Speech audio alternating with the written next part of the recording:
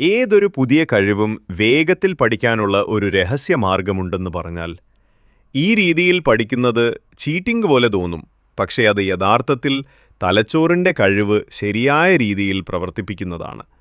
പഠനം മന്ദഗതിയിലുള്ള, ബോറിംഗ് കാര്യമായി കാണേണ്ടതില്ല. ചില ശാസ്ത്രീയ രീതികൾ ഉപയോഗിച്ച് പഠനത്തെ വേഗത്തിലും കാര്യക്ഷമമായും മാറ്റാം. ഇതിനായി 4 ഘട്ടങ്ങളുള്ള ക്വിക്ക് ലേണിംഗ് മെത്തേഡ് പിന്തുടരാം. പഠനത്തിന്റെ ശാസ്ത്രം. തലച്ചോർ അത്ഭുതകരമായ പഠനയന്ത്രമാണ്. ന്യൂറോപ്ലാസ്റ്റിസിറ്റി എന്ന കഴിവ് മൂലം തലച്ചോറിന് ഏതു പ്രായത്തിലും മാറാനും പുതിയ ബന്ധങ്ങളുണ്ടാക്കാനും കഴിയും. ശരിയായ രീതിയിൽ പരിശീലനം നൽകി തലച്ചോറിന്റെ പഠനശേഷി വർദ്ധിപ്പിക്കാം. 1. മോട്ടിവേഷൻ. വേഗത്തിൽ പഠിക്കാൻ പ്രേരണ ആവശ്യമാണ്. പർപ്പസ്. എന്തിനാണ് പഠിക്കുന്നത് എന്ന് വ്യക്തമായി മനസ്സിലാക്കുക. വ്യക്തമായ ലക്ഷ്യം തലച്ചോറിന് ദിശയും കരുത്തും നൽകും. എനർജി. ശരിയായ ഭക്ഷണം, ഉറക്കം, വ്യായാമം, സ്ട്രെസ് നിയന്ത്രണം എന്നിവ നിലനിർത്തുക. ആരോഗ്യം മെച്ചപ്പെടുമ്പോൾ തലച്ചോർ മികച്ച രീതിയിൽ പ്രവർത്തിക്കും.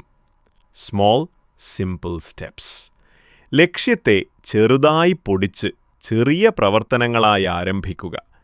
ചെറിയ പുരോഗതികൾ ആത്മവിശ്വാസം വർദ്ധിപ്പിക്കും, കൂടാതെ തുടർച്ചയായ പഠനത്തിന് പ്രചോദനമാകും. 2. ശ്രദ്ധ കേന്ദ്രീകരിക്കൽ. ശ്രദ്ധ കേന്ദ്രീകരിക്കൽ പഠനത്തിന്റെ പ്രധാന കഴിവാണ്.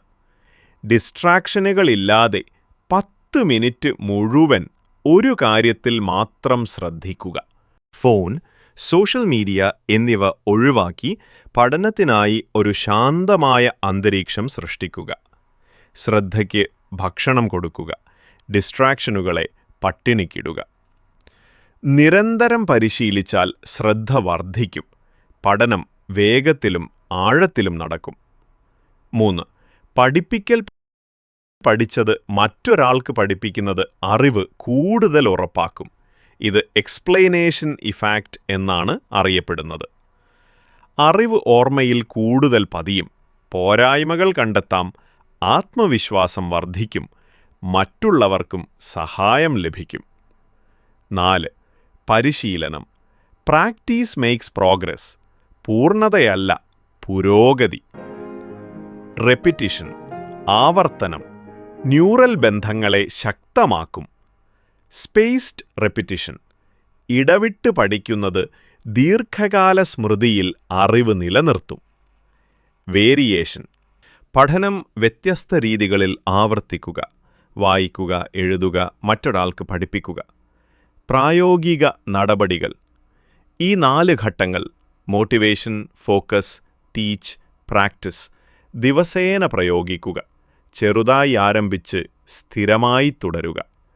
തലച്ചോറിന്റെ കഴിവ് പരമാവധി ഉപയോഗപ്പെടുത്തി പഠനം വേഗത്തിലും കാര്യക്ഷമമായും നടത്താം.